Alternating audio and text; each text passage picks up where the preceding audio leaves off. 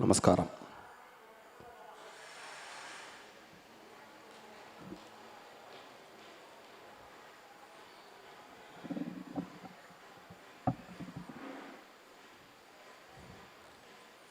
இப்படி உட்காந்துங்களேன்.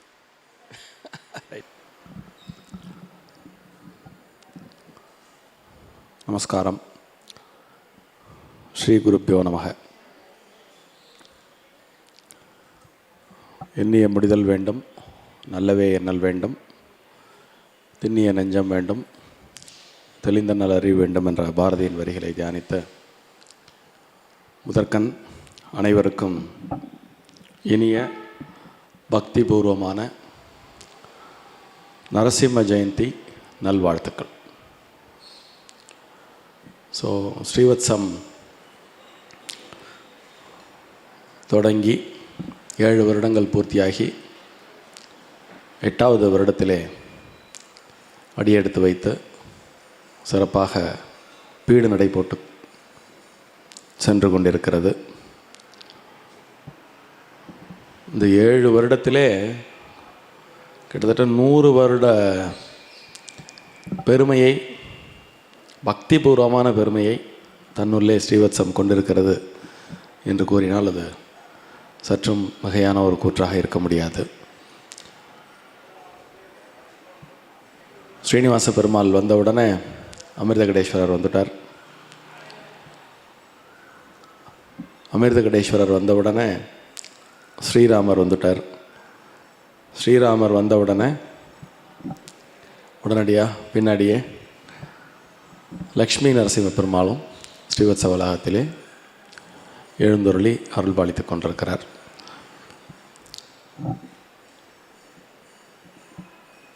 நாம் இதே அரங்கில் பலமுறை நமக்குள்ளே விவாதம் செய்த, கூடி கழித்து பேசி மகிழ்ந்த அதே விஷயங்கள் தான். இருந்தாலும் சத்தான விஷயங்கள் திரும்ப திரும்ப திரும்ப பேசி மகிழ்வதற்கு ஏற்றவை. ஒரு சீனியர் லிவிங் கம்யூனிட்டியில் எல்லாரோடும் சேர்ந்து பக்தியாக வாழ்க்கையை கழித்தல் என்பது நாம் வாங்கி வந்த வரங்களில் ஒன்று என்று கூறினாலும் அதுவும் பொருத்தமான வாக்கியமாகவே இருக்கும். அதில் யான் பெற்ற இன்பம் பெருகை வையகம் என்ற திருமூலரின் வாக்கிற்கிணங்க நரசிம்மமூர்த்தியை நான் மட்டுமே அனுபவிக்க வேண்டுமா, என்னுடன் சேர்ந்த எல்லாரும், இங்கே குடியிருக்கக்கூடிய எல்லாரும் சேர்ந்து அனுபவிக்கணும் என்று பெரிய மனது பண்ணி அதனை செயல் வடிவாக்கம் செய்த திரு மற்றும் திருமதி மீனா ராமசுப்ரமணியன் தம்பதியருக்கு உங்கள் அனைவரின் சார்பாக அடியேனின் சிரம் தாழ்ந்த வணக்கங்களும் நன்றிகளும்.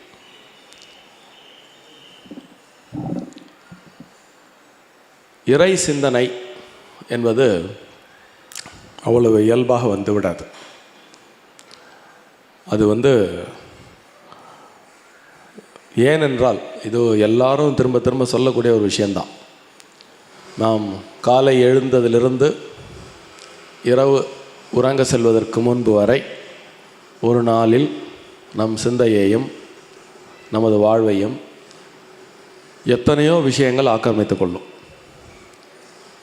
நாமும் நம்மை அறியாமல் அது இழுக்கும் திசையில் சென்று கொண்டிருப்போம். நாம் யார், என்ன செய்ய வந்திருக்கிறோம், என்ன செய்து கொண்டிருக்கிறோம், எங்கு செல்ல போகிறோம், எதை நோக்கி செல்ல போகிறோம், இதையெல்லாம் சிந்திக்கிறதுக்கே நமக்கு வாய்ப்பு கொடுக்காம காலம்பரை எந்திருந்ததுலேருந்து இரவு தூங்க போகிறதுக்கு முந்தி நம்மளை பல்வேறு விதமான விஷயங்கள் அழைக்கழித்து நம் எனர்ஜியை சுரண்டி விடுகிறது. இது புரிஞ்சுக்கிறதுக்கே நமக்கு ஒரு பெரிய அருள் தேவைப்படுகிறது. இந்த கிரேஸ் அப்படிங்கிற ஒரு விஷயம் சாதாரண விஷயம் இல்லை. அதனால தான் இறையருள் குருவருள் இது ரெண்டும் ஒரு மனுஷனுக்கு கண்டிப்பாக வேணும் அப்படின்னு பெரியவாள்லாம் சொல்லி கொடுத்துருக்கிறதுக்கு என்ன காரணம்னா, நமக்கு என்ன வேணும் அப்படிங்கிறத நமக்கு காமிச்சு கொடுக்கறதுக்கு நமக்கு இந்த கைடன்ஸ் தேவைப்படுறது. அந்த கைடன்ஸை குருநாதால் கொடுக்குறா. குருநாதர் கொடுத்த அந்த தெளிவை நமக்கு வந்த உடனே இறைவனை நாம் அறிய முற்படுகிறோம். இறைவனை அறிய முற்படும் அந்த பயணத்திலே சிலர் அறிந்து விடுகின்றனர், சிலர் புரிந்து கொள்கின்றனர், சிலர் தெரிந்து கொள்கின்றனர், சிலர் அனுபவம் என்ற நிலைக்கு தன்னை உயர்த்தி கொள்கின்றனர். இந்த இறை அனுபவம் அப்படிங்கிற ஒரு விஷயம் பெறுதலே வாழ்வின் லட்சியம். அதுவும் சனாதன தர்மம் வகுத்து கொடுத்துருக்கக்கூடிய பாதையின்படி பிரம்மச்சரியம், கிரகஸ்தம், வானப்பிரஸ்தம், சந்நியாசம் ஆகிய 4 விதமான வாழ்வியல் நிலைகளில் பிரம்மச்சரியம் அப்படிங்கிற நிலையில் நாம் எல்லாம் வாழ்விற்கு எது தேவையோ அந்த கல்வியை கற்றுக்கொள்கிறோம். பிறகு அந்த கல்வியை கொண்டு இல்லறம் என்பதை சிறப்பாக நடத்துக கிரகஸ்தம் என்பதற்குள் நுழைகிறோம். அதன் பிறகு நமக்கு குழந்தையெல்லாம் வந்து அப்புறம் அவளுக்கெல்லாம் தேவையானது, அவளுக்கு படிப்பு இதெல்லாம் சொல்லி கொடுத்துட்டு அந்த வானப்பிரஸ்தம், அந்த டிரான்சிஷன். இங்கிலீஷில் கூட ஒரு அழகான ஒரு சேயிங் உண்டு, learn up to 25, earn up to 45, enjoy your remaining life through your learning and earning after 45 அப்படின்னு ஆங்கிலத்திலே ஒரு சொல்லாடல் உண்டு. அது தமிழில் என்னென்னா, 25 வயசு வரைக்கும் நிறைய படிங்க, 25லேருந்து 45 வயசு வரைக்கும் நிறைய சம்பாதிங்க, 45 வயசுக்கு அப்புறம் மீதி உள்ள வாழ்க்கையை நீங்கள் ஏற்கனவே கற்றதை கொண்டும் கற்றதனால் பெற்றதை கொண்டும் சுகபோகமாக வாழுங்கள் அப்படின்னு அதுக்கு அர்த்தம். இதை நம்ம பல ஆயிரக்கணக்கான ஆண்டுகளுக்கு முன்பே சனாதனிக் வாழ்வியல்ல இது அழகாக இந்த 4 முனை வாழ்க்கையாக நமக்கு சொல்லி கொடுத்துருக்கா. அந்த பிரம்மச்சரியத்தில் படிப்பு, கிரகஸ்தத்தில் இல்லறம், வானப்பிரசத்தில்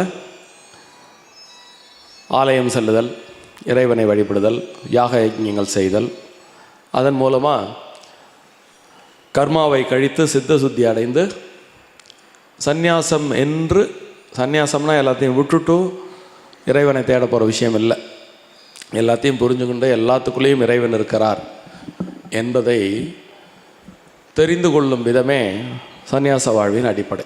அப்படி தெரிந்த பிறகு வாழ்வு முழுமை பெறும். நிற்க இந்த நரசிம்ம ஜெயந்தி அன்னைக்கு ஒவ்வொரு வருஷமும் நமக்கு எல்லாம் பெரிய வாய்ப்பு என்னென்னா, எந்தெந்த விசேஷ நாட்களில் எந்தெந்த தெய்வத்தை நாம் கொண்டாட வேண்டுமோ அது இயல்பாகவே இங்கு நமக்கு நடைபெறுகிறது. நல்லா யோசிச்சு பாருங்க, நரசிம்ம ஜெயந்தி அன்னைக்கு சாயங்காலம் கரெக்டாக இந்த பிரதோஷ வேளையில் உட்காந்து அவரை ஸ்மரிக்கிறது அப்படிங்கிறதே எவ்வளோ பெரிய புண்ணியம். அந்த கோயில் நிர்மாணம் பண்ணி கரெக்டாக ஒவ்வொரு வருடமும் அதற்கு சம்பத்சர அபிஷேகம் செய்து அந்தந்த காலகட்டங்களில் அந்தந்த தெய்வத்திற்குரிய வழிபாடு முறைகளை செய்து இன்பம் துய்த்தல், பக்தி இன்பம் துய்த்தல் என்ற பெரும் பேறு பெற்றவர்கள் நாம் எல்லோரும். அப்படி அந்த நரசிம்ம ஜெயந்தி அன்னைக்கு நரசிம்மரை பற்றி நம்ம ஒரு சிந்திக்க கிடைக்கிற வாய்ப்பு இருக்குது பாருங்க. அதுவே பெரிய அந்தந்த நாளில் அந்தந்த தெய்வத்தை நினச்சிக்க நமக்கு கிடச்சிருக்கிற ஒரு வாய்ப்பு இருக்குது பாருங்க. அதுக்கே நம்ம பல முறை இறைவனுக்கு நாம் நன்றி சொல்ல வேண்டும். எல்லாருக்கும் தெரிஞ்ச கதை தான். பாகவத சப்தாகமத்தில் பிரகலாத சரித்திரம் ஒரு நாள் இடம்பெறும். நீங்கள் சனாதன வாழ்வியலின் பொக்கிஷங்களில் ஒன்று பாகவத தர்மம். இந்த பாகவத சப்தாகமம் நிகழும் இடங்களிலெல்லாம் கிருஷ்ணர் நீக்கமர நிறைந்திருப்பார். அந்த 7 நாள் கதையில் ஒரு நாள் கதை பிரகலாதனுக்கு. அது ரொம்ப நுட்பமான தலங்களை நம்ம யோசித்தோம்னா, இந்த 10 அவதாரங்களில் உங்களுக்கு 12 ஆழ்வார்களை பற்றி தெரியும். 12 ஆழ்வார்களில் திருமழிசை ஆழ்வார் பெருமாளை ரொம்ப எப்படி நாயன்மார்களில் சுந்தரமூர்த்தி நாயனார் தோழமை கொண்டு சிவபெருமானிடம் பக்தி பூண்டாரோ, சிவனும் எப்படி இவர் அவரை தோழனாக நினைக்கிறது பெருசில்லை, அவரும் இவரை தோழனாக வரித்தார் என்பதை நாம் நாயன்மார்களுடைய சரித்திரத்திலே பார்ப்போம். அது மாதிரி இந்த 12 ஆழ்வார்களில் திருமழிசை ஆழ்வார் அப்பேற்பட்ட உரிமையை பெருமாள்கிட்ட எடுத்துப்பார். உங்களுக்கு எல்லாம் அந்த காஞ்சிபுரத்தில் நடந்த கதை உங்களுக்கு தெரியும். பையனாக பை சுருட்டிக்கொள் அப்படின்னா சுருட்டின்றுவார், பையனாக பை விரித்துக்கொள்னா விரிச்சுட்டு திருப்பி அந்த இடத்துல இருந்துருவார். அது மாதிரி ஒரு அற்புதமான தோழமை உறவு பூண்ட திருமழிசை ஆழ்வார் இந்த 10 அவதாரங்களிலே எது சிறந்தது? பெருமாளுடைய அவதாரமே எல்லாமே சிறந்தது தான். இருந்தாலும் அந்த 10 அவதாரத்துக்குள்ளே அவர் இன்னும் கொஞ்சம் நமக்கெல்லாம் இன்னும் கொஞ்சம் ஈஸியாக எளிமையாக டக்குன்னு யாரை பிடிக்கணும் அப்படின்னு குழப்பம் இருந்ததுன்னா அந்த குழப்பத்தை தீர்க்கறதுக்காக அவர் நமக்கு ஒரு பெருமாள் அவதாரங்களுக்குள்ளே ஒரு போட்டி வைக்கிறார். 10 பேரில் நம்ம இந்த அழகி போட்டி சொல்கிறோம் இல்லையா, இப்போ உலக அழகி போட்டி அப்படின்னு தேர்ந்தெடுக்கிறா இல்லையா, இப்போ வேர்ல்டு வைடாக நிறைய பேர் அதில் கலந்துப்பா. நிறைய பேர் அழகாக இருப்பா, உயரமாக இருப்பா, சிவப்பாக இருப்பா, கருப்பாக இருப்பா, அப்படி பல்வேறு ரூபத்தில் போட்டி போட்டாலும் அந்த ஜூரிஸ்லாம் இருக்கா இல்லையா, அவங்க ஒரு செட் ஆஃப் ரூல்ஸ் வச்சுருப்பா யார் வின்னர் அப்படின்னு கண்டுபிடிக்கிறதுக்கு. அதில் புறத்தோற்றத்துக்கு ஒரு மார்க்கு, சிந்திக்கிறதுக்கு ஒரு மார்க்கு, இன்டெலிஜென்ஸை அப்ளை பண்ணுறதுக்கு ஒரு மார்க்கு, இப்படின்னு எல்லா மார்க்களையும் தேறி வந்தவால உலக அழகி அப்படின்னு பட்டம் கொடுக்குற மாதிரி திருமழிசை ஆழ்வார் இந்த 10 அவதாரங்களுக்குள்ள ஒன்றை அழகு என்று தேர்ந்தெடுத்து அதற்கு பட்டம் சூட்ட விரும்பினார். அப்போது 10 பேரையும் வரிசையாக நிற்க வைக்கிறார். என்ன மத்ஸ்ய அவதாரத்திலேருந்து கல்கி அவதாரம் வரைக்கும் வரிசையாக நிப்பாட்டுறார். மத்ஸ்ய கூர்ம வராக அவதாரம் 3ஐயும் எடுத்த உடனே அந்த டிமினிஷிங் மெத்தடில் ரிஜெக்ட் பண்ணி விடுறார். 3 பேரும் நீங்கள் மிருகங்களாக இருக்கேள், அதனால் you are unfit to the contest அப்படின்னு 3 பேரையும் நகர்த்தி விடுறார். பரசுராமரை பார்க்குறார். நீர் எப்போ பார்த்தாலும் கோபப்பட்டுட்டே இருக்கீர், அதனால் நீங்களும் போட்டியில் கிடையாது அப்படின்னு அவரை போட்டியிலேருந்து நீக்கிடுறார். கல்கி அவதாரத்தை பார்க்குறாரு. நீர் இன்னும் லோகத்துக்கு வரவே இல்லை, அதனால் நீரும் போட்டிக்கு கிடையாது அப்படின்னு சொல்லி அவரை நகர்த்திடுறார். இப்போ எத்தனை பேர் போயாச்சு? 3, 4, 5 பேர் போயாச்சா? பலராமன், கண்ணன், அவள் 2 பேரும் என்ன, ஒரு குடும்பத்தில் 2 பேர் போட்டி போடக்கூடாது அப்படிங்கிறார். பலராமன் தம்பிக்கு வழி விட்டு ஒதுங்கிடுறார். இப்போது போட்டியில் யார் யார் இருக்கான்னா, ராமர், கிருஷ்ணர், வாமனர், நரசிம்மர். வாமனரை பார்க்குறார். நீர் மாயாவி, 3 அடி பிஞ்சு குழந்தைய 3 அடி கொடும் அப்படின்னு சொல்லிவிட்டு திடீர்னு திருவிக்கிரமரை ஏமாற்றி விடுவார். அதனால் எந்த ரூல்ஸ் போட்டாலும் இந்த ரூல்ஸுக்கு கட்டுப்பட மாட்டேங்கிறதுனால நீரும் போட்டி கிடையாது அப்படின்னு அவரையும் நிராகரிச்சுடுறார். அடுத்து ராமர். இது ரொம்ப நீண்ட கதை. கிருஷ்ணர், நீரும் மாயாவி, ரொம்ப நம்ப முடியாது. ராமரை சொல்கிறார், நீர் எவ்வளோ பராக்கிரமசாலியாக இருந்தாலும் சீதையை நீங்கள் தீக்குளிக்க சொல்லிட்டீர், அந்த ஒரு விஷயத்தில் நீர் எமக்கு ஏற்புடையவர் அல்ல அப்படின்னு 9 பேரையும் ரிஜெக்ட் பண்ணிட்டார். இப்போ போட்டியில் ஒருத்தர் தான் இருக்கார். யார்? நரசிம்மர்.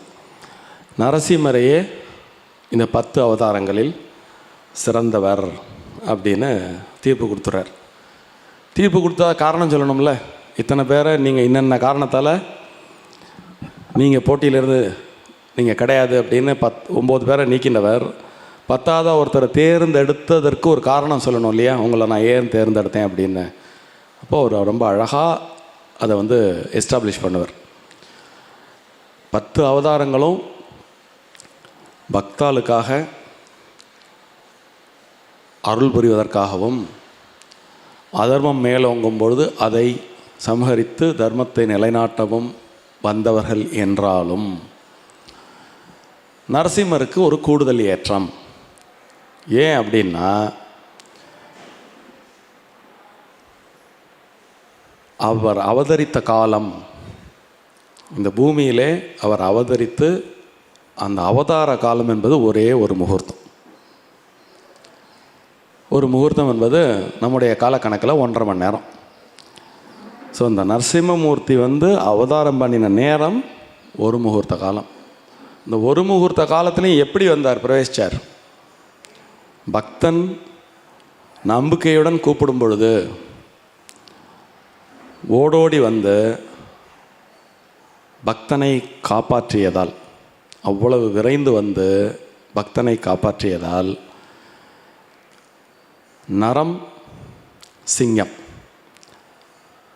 மனித உடல் சிங்கத்தலை. அவருக்கு எப்படி காட்சி அளித்ததான்னா, இந்த நரசிங்கம் அழகிய சிங்கமாக காட்சி அளித்ததாம். அதனால் அழகிய சிங்கர் அப்படின்னு நரசிம்மருக்கு ஒரு பேர் உண்டு. இன்றைக்கும் வைணவர்களுடைய மடாதிபதிக்கு அழகிய சிங்கர் அப்படின்னு ஒரு பட்டம் உண்டு. ஸோ அழகிய சிங்கர் அப்படின்னாலே அது நரசிம்மர் தான். இப்போது நரசிம்மர் அப்படிங்கிற இந்த அவதாரத்தை வேறு வேறு கோணங்களில் நாம் அவதானிக்கலாம். மேலோட்டமாக நம்ம பார்த்தோம் அப்படின்னா, இந்த பிரகலாத சரித்திரம்ங்கிறது நீங்கள் எல்லோரும் கேட்டது தான், உங்கள் எல்லாருக்கும் தெரியும். ஹிரண்யகசிபுக்கும் பிரகலாதனுக்கும் நடந்த ஒரு துவந்த யுத்தமாகவும் கொள்ளலாம். அந்த வாழ்வில் நடந்த பல்வேறு விஷயங்களை நம்ம டீகோட் பண்ணி பார்த்தோம்னா, மிகப்பெரிய வாழ்வியல் உண்மைகளை தன்னுள்ளே ஒளித்து கொண்டு இருக்கக்கூடிய ஒரு சரித்திரம் பிரகலாத சரித்திரம். நம்ம லைஃப்பில் எதை நாம் பற்றி கொள்ள வேண்டும் அப்படிங்கிறத தெளிவாக புரிஞ்சுக்கணும்னா பிரகலாத சரித்திரத்தில் அதுக்கு ஆன்சர் இருக்குது. ராமாயணம் எழுதிய கம்பர் வால்மீகி ராமாயணத்திலே இல்லாத ஒரு விஷயத்தை கம்பராமாயணத்திலே ராவணனை இன்ட்ரடியூஸ் பண்ணுவார் இல்லையா. அதாவது ஸ்ரீலங்காவுக்கு அனுமர் போவார், ராமருடைய தூதனாக அங்கே செல்லும் பொழுது அனுமரை கொன்றுவிட உத்தரவுப்படுவார் ராவணன்.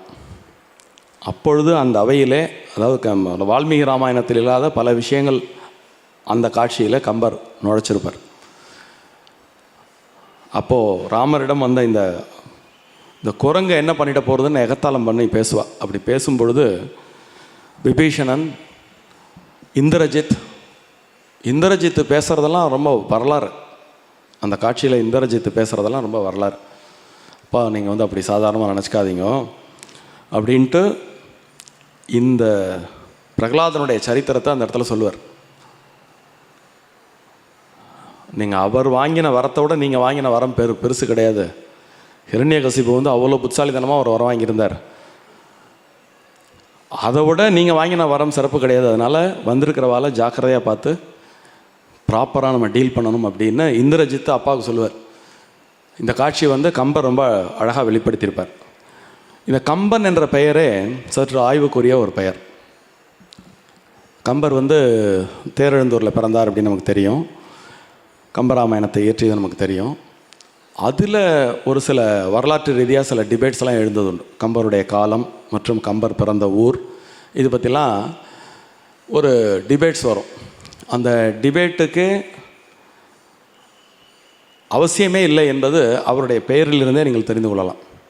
ஏன் அப்படின்னு கேட்டிங்கன்னா, நீங்கள் எல்லோரும் போயிருப்பீங்கன்னு நினைக்கிறேன். 108 திவ்யதேசத்தில் ஒன்று, அங்கே எழுந்தருளி இருக்கும் ஆமரவி அப்பன் மூலஸ்தானத்தில் பிரகலாதன் இருப்பார். இது வரைக்கும் நீங்கள் யாரும் பார்க்கலை கவனிக்கலை அப்படின்னா, இனிமேல் தேரெழுந்தூர் போனால் மூலஸ்தானத்தை பாருங்க, பெருமாள் பக்கத்தில் பிரகலாதன் இருப்பார். இப்போ கம்பராமாயணத்தில் பிரகலாத சரித்திரத்தை கம்பர் புகுத்தி இருப்பார். நீங்கள் அப்படி ரெண்டையும் கனெக்ட் பண்ணி பாருங்க. டெய்லி அந்த கோயிலுக்கு போயிருப்பார், பிரகலாதனை பார்த்துருப்பார், அந்த கதையை யாராவது சொல்லியிருப்பா. சொன்ன உடனே ஒரு அப்ரோப்ரியேட்டாக ஒரு இடத்துல நுழைக்கணும்னு நினச்சே நுழைத்திருக்கலாம். இது மட்டும் ஆதாரம் அல்ல. நரசிம்மமூர்த்திக்கு கம்பர் என்று ஒரு பெயர் உண்டு. கம்பத்திலிருந்து வெளிப்பட்டு ரட்சித்ததால் நரசிம்மமூர்த்திக்கு கம்பர் என்று பெயர் உண்டு. பத்ரன் அப்படிங்கிற ஒரு பெயரும் நரசிம்மமூர்த்திக்கு உண்டு. ஸோ இந்த பெருமைகள் எல்லாம் கம்பர் அவருடைய ராமாயணத்திலே புகுத்தியிருப்பார். அதை புகுத்தினதுனாலேயே ஸ்ரீரங்கத்தில் அந்த அவருடைய கம்பராமாயணத்தை அறிஞர் பெருமக்கள் ஏற்றுக்காத ஒரு கதையும் நாம் உண்டு. அப்பொழுது நரசிம்மம் அங்கே எழுந்து ஆர்ப்பரித்து ஆரவாரம் செய்து கம்பருடைய அந்த ராமாயணத்தை அரங்கேற்றிய கதையும் நாம் கேட்டிருக்கிறோம். இப்போது இந்த பிரகலாதனுடைய அந்த சரித்திரத்தை எடுத்துப்போம். இது எ கைண்ட் ஆஃப் ஐடியாலஜிக்கல் வார் பிரகலாதனுக்கும் ஹிரண்யகசிபுக்கும் ஏற்பட்டது. இது உலகம் தோன்றிய காலத்திலிருந்தே கடவுள் ஏற்பு கடவுள் மறுப்பு அப்படிங்கிற ரெண்டு விஷயமும் எப்பொழுதுமே உலகத்தில் ஏதேனும் ஒரு ரூபத்தில் இருந்துகிட்டே இருக்கும். ஏற்றுக்கொள்வதற்கு ஒரு கூட்டம் இருந்தால் மறுப்பதற்கு ஒரு கூட்டம் இருக்கும். இந்த மறுப்பதற்கு இருக்கக்கூடிய கூட்டம் இருக்குது பாருங்க, அது ரொம்ப இதை தான் நம்முடைய புராணங்கள் தேவாசுர யுத்தமாக தொடர்ந்து பல்வேறு விதமான 18 புராணங்களில் வரக்கூடிய பல கதைகளில் தேவர்களுக்கும் அசுரர்களுக்கும் யுத்தம் நடக்கும். இறுதியில் இறைவனின் துணையோடு, அதான யாராவது ஒருத்தர் அதில் சம்ஹாரமூர்த்தியாக வருவா, அவளுடைய துணையோடு தேவர்கள் வெல்வார்கள், தர்மம் நிலைநாட்டப்படும் அப்படின்னு நம்முடைய புராண கதைகள் எல்லாம் நம்மை வழி நடத்தும். அந்த வகையில் இந்த எத்திஸ்ட் தீஸ்ட் இவங்க ரெண்டு பேருமே பார்த்திங்கன்னா ஒரு ஒரு ஒரு ஆன்டி தீசிஸ் அப்படிங்கிறது தீசிஸ் இல்லாமல் வரவே வராது. இன்றைக்கும் பாருங்கள், இந்த கடவுள் மறுப்பாளர்கள் நம்மளை கேள்வி கேட்குற இடத்துல அவன் கேள்வி கேட்டுட்டு தான் இருப்பான், நம்ம தான் பதில் சொல்லணும். அவன் பதிலுக்கெல்லாம் வரமாட்டான். கடவுள் எங்கே இருக்கார், நீ ப்ரூஃப் பண்ணு, நம்ம இருக்குன்னு சொல்லிட்டு அவன் கேட்குற கேள்விக்கெல்லாம் நம்ம பதில் சொல்லிட்டு பின்னாடி அலைஞ்சுட்டு இருப்போம். என்ன, அவன் கேள்வி கேட்குற இடத்துல அவனை வச்சுன்ட்டு பதில் சொல்கிற இடத்துல நம்மளை கொண்டு போய் நிப்பாட்டிடுவான். ஸோ இது காலங்காலமாக இந்த அசுரர்கள் கடைபிடிக்கக்கூடிய டெக்னிக். யாராவது ஒருத்தர் இருக்குன்னா எப்படி இருக்குது சொல்லு, நிரூபி, அதை ஈஸியாக நம்மள்ட்ட கடத்தி விட்டுறது. இப்போ நீங்கள் அந்த ஹிரண்யகசிபுவோட மேட்டருக்கே வருவோம். ஹிரண்யகசிபு தவமிருந்து வரம் பெற்றான். இந்த மூல கதைக்கு போனோம்னா ஹிரண்யகசிபுக்கு எங்கேருந்து அந்த ஆற்றல் வந்தது? அவன் ஒரு பெரிய ராஜாவாக இருந்தான், நானே கடவுள்னு பின்னாடி சொல்ல ஆரம்பித்தான். பட் அந்த நிலையை அடையிறதுக்கு முந்தைய அவன் என்ன பண்ணான்? பிரம்மாவை நோக்கி தவம் இருந்தானா, வரம் பெற்றானா, வரம் பெற்ற பிறகு என்னை யாரும் ஜெயிக்கப்படாதுன்னு வரம் வாங்குகிறான். புத்தாலித்தனமாக வரம் வாங்கிட்டான். பகலில் இறக்கக்கூடாது, இரவில் இறக்கக்கூடாது, மனிதர்களால் கொல்லப்படக்கூடாது, விலங்குகளால் கொல்லப்படக்கூடாது, ஆயுதங்களால் கொல்லப்படக்கூடாது அப்படின்னு. இதுலேயும் ஒரு பெரிய விஷயம், அதாவது இந்த சிற்றறிவு பேரறிவு அப்படிங்கிற ஒரு பிரம்மாண்டம் இருக்குது பாருங்க. ஔவையார் சொல்லியிருக்கால, கற்றது கையளவு கல்லாதது உலகளவு அப்படின்னு. மனிதர்களாகிய நாம் எப்பொழுதுமே நம்முடைய தாட் ப்ராசஸ் எப்படி இருக்கும்னா, நமக்கு இது வரைக்கும் என்ன தெரிஞ்சிருக்கோ அதை வச்சுட்டு தான் உலகத்தை நம்ம எடை போடுவோம், மனிதர்களை எடை போடுவோம், கடவுளையும் அதை வைத்து கொண்டு தான் எடை போடுவோம். நமக்கு என்ன தெரியுமோ, நமக்கு தெரிஞ்ச இந்த அறிவின் துணை கொண்டே அந்த பேரறிவை அறிய முயற்சி செய்வோம். அப்போ இவனுக்கு தெரிஞ்ச எதெல்லாம் இவனை பாதிக்கிறதோ அதை வச்சுக்கிட்டு இதிலெல்லாம் நான் பாதிக்கப்படக்கூடாதுன்னு புத்திசாலித்தனமாக ஒரு வரம் வாங்கிட்டான். ஸோ இப்போ இந்த வரம் வாங்கின உடனே இனிமேல் நம்மளை வெல்ல யாராலும் முடியாது அப்படிங்கிற ஒரு கர்வம் தலை தூக்கி அவன் வைத்ததே சட்டம் அப்படின்னு ஒரு ஆட்சி. அப்போது நான் தான் கடவுள், மற்ற என்னை தாண்டிய ஒரு கடவுள் இல்லை அப்படின்னு ப்ரோபகாண்டா பண்ணுறான். தன்னோட குழந்தைக்கும் அதையே சொல்ல முயற்சி பண்ணுறான். நாட்டு மக்கள் எல்லாம் அவனை கடவுளாக ஏற்றுண்டப்போ இந்த குழந்தை, சின்ன பிஞ்சு குழந்தை மட்டும் ஹரி தான் கடவுள், ஹரியை தாண்டிய கடவுள் இல்லை அப்படிங்கிறது இவர் எவ்வளவோ நயமாக சொல்லுவார். நீங்கள் ஒரு திரைப்படத்தில் ரொம்ப அழகாக காமிச்சிருப்பாங்க, ரொம்ப அழகாக காமிச்சிருப்பாங்க. அந்த குழந்தை என்ன சொன்னாலும் ஹரிதான் தெய்வம் அப்படிங்கும். அப்புறம் பார்த்தார், சாம பேத தான தண்டம் அப்படின்னு 4 விதமான யுக்திகளையும் பயன்படுத்தி அவனை வழிக்கு கொண்டு வர முயற்சி பண்ணுறார். ஒன்றும் நடக்கலை. ஒரு ஃபைனலாக ஒன் டே என்ன இருந்தாலும் தேவர்கள் அசுரர்கள் அப்படின்னு 2 கிளானாக பிரித்தாலும் இங்கே அவங்களுடைய உறவு முறை என்ன, அப்பாவும் பிள்ளையும். என்ன, அவனை என்ன தான் தண்டிக்க முயற்சி பண்ணாலும் புள்ளன்னு ஒரு பக்கம் ஒரு ஓரத்தில் அவருக்கு ஒரு கருணை இருக்குது. எல்லாரையும் தண்டிக்கிற மாதிரி அவனை தண்டிக்கிறதுக்கு அவருக்கு மனசு வரல. அதனால் ஒரு ஃபைனலாக ஃபைன் மார்னிங் என்ன பண்ணுறார், ஓகே நம்ம 2 பேருக்கு இடையில ஒரு டீல். கடவுள் இருக்காருன்னு நீ சொல்கிற, ஹரின்னு நீ சொல்கிற, நான் ஹரின்னு ஒருத்தர் இல்லை, நான் தான் கடவுள்னு சொல்கிறேன். நான் சுட்டி காட்ட இடத்துல அந்த ஹரி வந்தால் நீ சொல்வதை நான் கேட்கிறேன், இல்லாவிட்டால் நான் சொல்வதை நீ கேட்க வேண்டும் அப்படின்னு அவர் சொல்கிறார். அவன் பிரகலாதனுடைய அந்த மனநிலை இருக்குது பாருங்க, அது நாம் அறிவதற்குரிய மனநிலை. நாம் தெரிந்து கட்டாயம் தேடி பிடித்து அடைய வேண்டிய ஒரு மனநிலை. அந்த மனநிலை என்பது வேறு ஒன்றுமில்லை, ஒரு அன்வேவரிங் கான்ஃபிடென்ஸ் இன் காட்.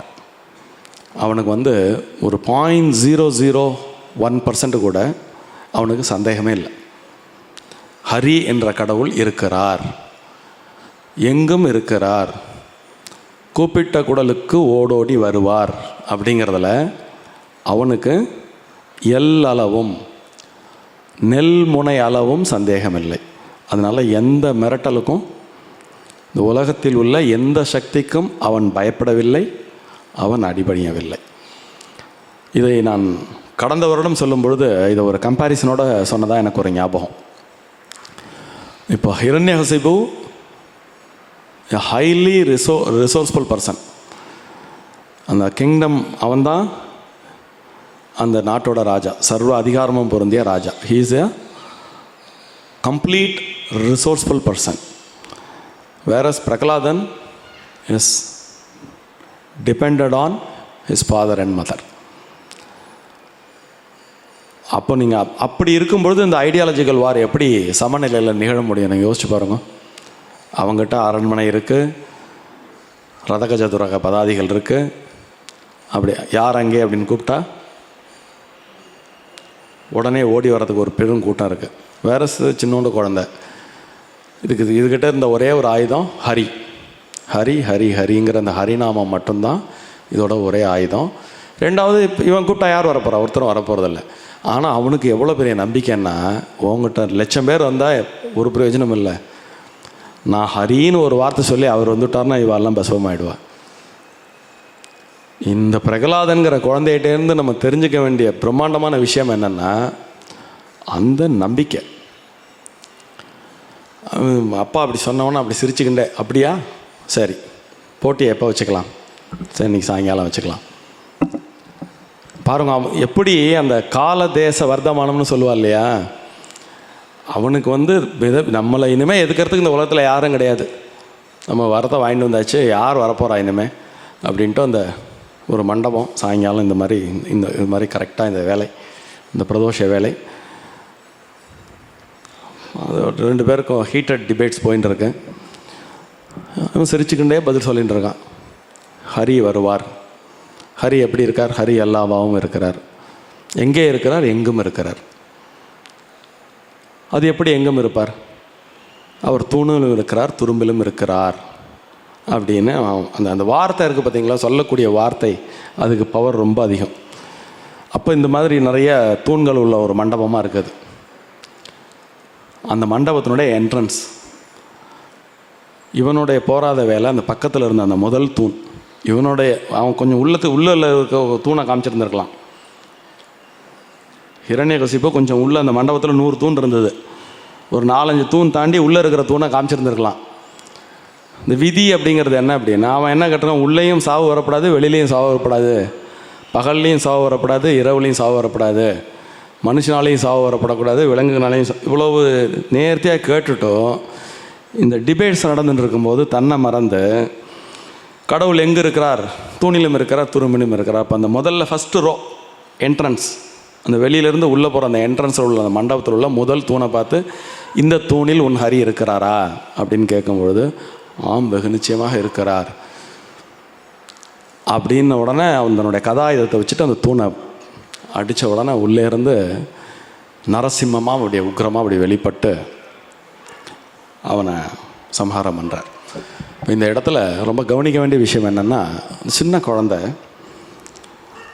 அது ஒரு பிரம்மாண்டமான ஒரு நம்பிக்கையை வச்சுது, இந்த ஹரி வருவார் அப்படின்னு. பல பெரிய வியாக்கியான சக்கரவர்த்திகளுடைய வியாக்கியானங்களெல்லாம் படிக்கக்கூடிய ஒரு வாய்ப்பாடி எனக்கு கிடச்சிது. இந்த நிகழ்வு ஏற்பாடு செஞ்சதுலேருந்து சுவாமிக்கு நில கொள்ளலையாம். எப்போ பிரகலாதன் நம்ம கூப்பிட போகிறோம், நம்ம போகணும்னு சொல்லிட்டு தவிச்சு போயிட்டாராம். அப்படியே அவரால் பொறுத்துன்னு இருக்க முடியலையாம். இந்த நம்பினோர் கெடுவதில்லை, இது 4 மறை தீர்ப்பு அப்படிங்கிற ஒரு விஷயத்தை நம்ம வாழ்க்கையில் கேள்விப்பட்டிருப்போம். அதை பிரத்யட்சமாக ரொம்ப துல்லியமாக ப்ரிசைஸாக நமக்கெல்லாம் காமிச்சு கொடுக்கக்கூடிய ஒரு நிகழ்வு இந்த பிரகலாதன் ஹிரண்யகசிபு ஸ்டோரி. அதில் முத்தாய்ப்பா இந்த தூணில் இருக்கிறானா அப்படின்னு கேட்ட உடனே அந்த தூணுக்குள்ளே வந்து அவர் வியாபித்து வெளிப்பட்டு அவன் ஹிரண்யகசிபுவை அழித்து பிரகலாதனை காத்த இந்த நிகழ்வு, இதை தான் திருமழிசையாளர் வந்து யோசிக்கிறார். இப்படி நடக்கிறது. இப்போ இந்த 10 அவதாரத்தில் நீங்கள் யோசிச்சு பாருங்க. அப்படி கூட்ட உடனே எந்த பெரிய முயற்சியும் பிரகலாதன் பண்ண முயற்சி என்ன? அவன் எப்போதும் போல இருந்தான். அவனுக்கு வந்து துளி அளவும் அவநம்பிக்கை இல்லை. எப்போதும் போல நம்பிக்கையோடு இருந்தான். பெருசாக அவன் வந்து துதி பண்ணலை, அப்பா உன்னை நம்பிட்டேன் நீ என்னை வந்து அப்படிலாம் ஒன்றுமே கேட்கல. நீங்கள் நல்லா யோசனை பண்ணி இந்த சீனை நீங்கள் நல்லா கற்பனை பண்ணி பாருங்கள். அவன் சர்வ அலட்சியமாக ஹேண்டில் பண்ணான், இயல்பாகவும் அலட்சியமாகவும் ஹேண்டில் பண்ணான். எங்கும் இருக்கிறார், இங்கே இருக்கார், அவ்வளோதான். போய் கெஞ்சி கூத்தாரில் சுவாமி உம்மை நம்பி நான் வாக்குறுதி கொடுத்துட்டேன் இது வாரம் அப்படின்லாம் அவன் கேட்கவே இல்லை. அவன் it is his duty to come, the adamant hope, it is his responsibility. My duty is to believe him. அவ்வளோ பெரிய வாழ்வியல் உண்மையை பிரகலாதன் நமக்கு வந்து இந்த சரித்திரத்தில், கடவுளை நீங்கள் நம்பினா அப்படி நம்பிட்டீங்கன்னா, எப்பயுமே நம்புகிறவங்களுக்கு ரெஸ்பான்சிபிலிட்டி கூடவா, நம்பப்படுபவர்களுக்கு ரெஸ்பான்சிபிலிட்டி கூடவா? நம்பப்படுபவர் இப்போ இந்த இடத்துல கடவுள், அதுவும் ரொம்ப முக்கியம். பிரகலாதன் வந்து அப்படி அவனுடைய பிரம்மாண்டமான நம்பிக்கையை ஆதி எண்ணமற்ற அந்த கடவுள்கிட்ட கொண்டு போய் வச்சான். அவன் உங்களுடைய நம்பிக்கையை டெபாசிட் பண்ணுறதுக்கும் தகுந்த இடத்துல கொண்டு போய் வைக்கணும். அப்பேற்பட்ட நம்பிக்கையை ஹரி மேலே வச்சான். அசால்ட்டாக அந்த நம்பிக்கை வந்து காப்பாற்றப்பட்டது. ஸோ இவ்வளோ விஷயங்களை உள்ளடக்கித்தான் திருமழிசை ஆழ்வார் வந்து இந்த நரசிம்மரை அழகிய சிங்கர் என்று அழைத்து 10 அவதாரங்களில் சிறந்த அவதாரமாகவும் அழகிய அவதாரமாகவும்